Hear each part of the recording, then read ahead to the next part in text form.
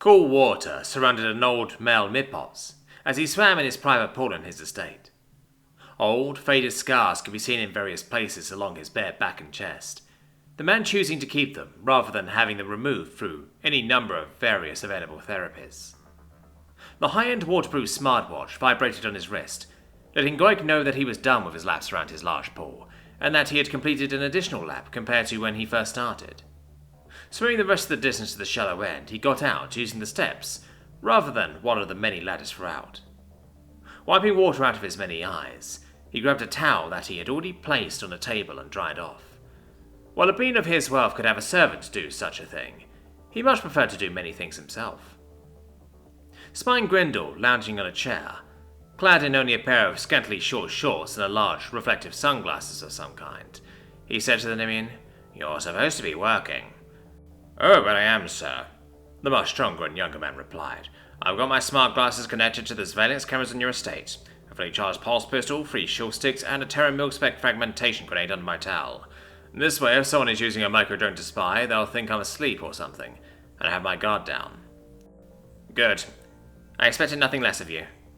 "I'm not just a pretty face with big muscles. That's why I hired you. So, what's the plan today, boss?" "Certain business on the ring that I need to handle personally. I may even owe a favor," Goik replied. "That's serious," Grendel said, sitting up. "Do I need to bring out my old combat kit?" "I do not believe that is necessary," Goik answered. "I simply need to persuade some people into removing a certain planetary enforcement director." "Alright, let me get on my suit," Grendel said, getting up. "I'll bring my kit anyways." Error. Core temperature above recommended threshold, limiting computational output to 45%. Selena groaned in frustration. Wiping sweat from her brow, she did so. The cool spring temperatures she had arrived to had been abruptly cut off and replaced, seemingly overnight, with humid, low triple-digit weather when converted into Fahrenheit. While she was used to it, hailing from the Gulf of Mexico, her machines could not, at least not when there was so little airflow in her workspace, resulting in something like an oven, even with the garage door fully open. With a frustrated groan, Selena went to her home's digital interface module and tried to turn on the central air conditioning again. She was greeted by the same message.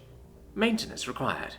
Of course, Selena to herself again, as she made her way to her roof access so that she could perform the required maintenance on her air conditioning unit. Turning off the power supply to the unit, she began to work.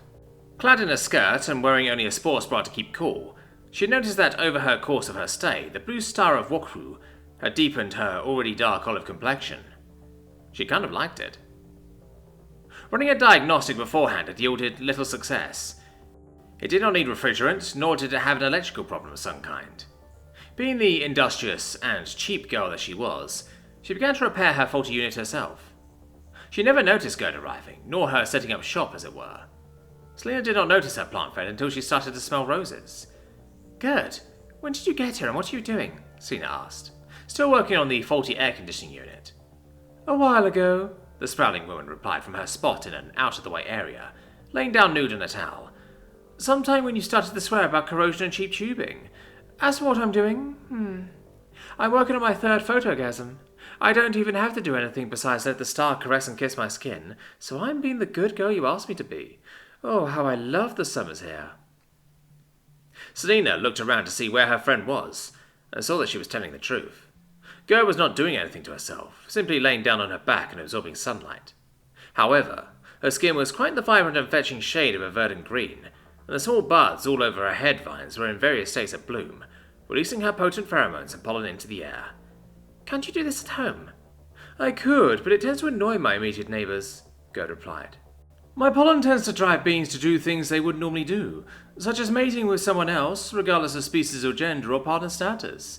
With you, however, I can have no such worries and can just enjoy and release everything." "Okay, you do you, girl," Selena said, taking out another part from the unit and inspecting it. "Just try to be quiet or something. I don't want to hear you get yourself off. It's far too hot for me." "I thought you had your ovaries excited for Rutak," Gerd said, adjusting on her spot on the towel to face her friend better. "I didn't know I did the same thing." "Gerd," Selena said, as she placed her part onto the ground, adding it to the others in a mock-up-like design, so that she could put everything back together easily. "I've never been with a Terran," Gerd said, unfazed by Selena's complaint. I wonder what it's like to sample from the tap. With a bit of a blush, Selina explained, You are a terrible, dirty freak of a friend, you know that? With a mischievous grin, Ger simply said, You didn't tell me no, so that means there's a chance. I can't wait. I wonder what your fluids would do to me. If your stress pheromones can affect me, what would those do? Good, Selina said, a touch of tired annoyance in her voice. While I won't say no, today is not that time. Maybe someday. However, I'm hot, sweaty and frustrated from this shitty air conditioning unit. There's nothing I can do to fix it. What's the company that made it? Gerd asked, enjoying the blazing sunshine on her skin, dropping her perversions for the moment. Give me a moment, hold on, Selina said, as she looked around for the casing with the manufacturer's logo on it. Found it. It says TriStar Advanced Cooling Systems. That explains it, Gerd answered. Those are terrible units. They're designed to break in such a way as to make you buy a whole new one. It's not proven in the course, but everyone knows it. It's better to just buy a new one that's from a different company. Ugh, Selina groaned out, throwing her tools to the side next to her toolkit. That's what I was afraid of. I'm not made of money. I can't just keep buying high-end equipment, but I have to in this case. If I don't, my machines can't run properly. Such is life, Gerd said. I can help you look for a decent one if you want. No, but thank you, Selina said. I already looked around a bit and I have one in mind. I'm going to pay for installation as well. I don't want to do it in this heat. I'm going to go inside and get out of this sun, okay? Okay, I'll be done in a few, Gerd replied, as Selina gathered up her tools. Maybe. In the far reaches of the Wapu system, orbiting a dwarf planet whose ambient temperature allowed liquid nitrogen to form oceans across the planetoid, existed a most advanced fabrication station that resembled a no-nil cylinder in the most basic of ways. Counter-rotational energy kept the station stable, while a combination of force fields, centrifugal energy, and artificial gravity plating kept atmospheric pressure contained. Near Wapu's Oort cloud, the station, Void Cryometallurgist Spaceforge was unable to use solar energy to meet its insatiable demands, so a network of fusion reactors had been set up to supply needed power to the massive complex.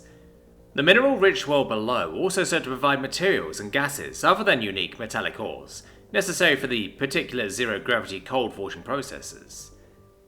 So far away from anything of note, and with very little presence by enforcement agents, the Forge, as it had come to be known, had quickly become a cesspool of hidden illegal activities, the biggest of which was piracy. Galactic Alliance protocols dictated that FTL could only be entered or exited 10 light hours away from a system star, to prevent accidents or damages from FTL energy waves. With such a standard in place, it was easy for pirate spacecraft to lay dormant, and then pounce upon unwary craft entering real space.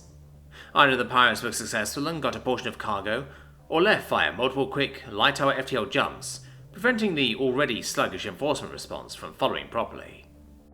As it was, Aliu Zingu Zimian was pacing around in her private chambers, contemplating what to do with a one Selina Thomas.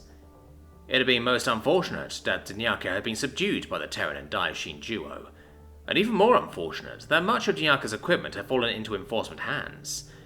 Now she needed a way to remove a certain Terran from the living without such a threat traced back to her. While Ayo Zin believed that the Terran female was an assassin, she did not believe the rumours that she was related to Terran Arios, as nothing she had cryptically requested came back with any kind of fruit, nor rumour of such a thing. Thus, she began to ponder what kind of intermediary to contact for a 1 million credit hit. Goy could not have access to a heavily modified Terran assassin. No cost was too great for this.